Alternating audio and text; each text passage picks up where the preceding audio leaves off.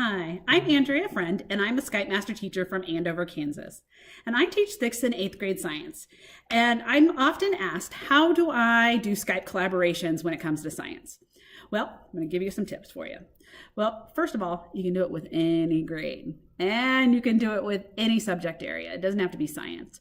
However, for science, it is simple as make a lesson, put it on this Microsoft Educator community, and then wait for people to contact you in order to do your Skype collaboration. Now, when it comes to lessons, what you have to do is you have to create it. I know in the next few weeks, we're going to be really focusing on marine biology in my classroom. And so for that, I'm going to have to do a Skype collaboration because I live in the middle of Kansas. We don't have access to the ocean. A lot of my kids have never been to the ocean, and so they've never had those experiences. Now, what I would do for a Skype collaboration in that case is I would put up a lesson on the Microsoft Educator community that talked about how I wanted to do a group effort collaboration. And in the collaboration, I would want it to discuss the topics that I feel important. So we know that our oceans need to be clean. They need to have a way to be protected. We know that we need to find a way to collect all of the plastic and the plastic pollution that's happening in the ocean.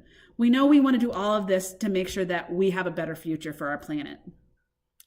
For my kids, I can break it down. We don't have an ocean. We're not even close to an ocean, but we have a pond behind our school, and my kids could talk about our pond in our Skype collaboration. So they could talk about what they see, what animals live there, what kind of fish are living there, what kind of litter do they see, and then collaborate with another classroom that perhaps lives by the ocean and is able to see what kind of the problems the ocean is having, where my kids can talk about what kind of problems are we having at our pond. Something very simple, but in the end, what have we done? We've allowed kids to see what they can do. We've shown them that their learning is just as important as me telling. And we're able to talk with somebody else and solve a problem versus just telling them what it is.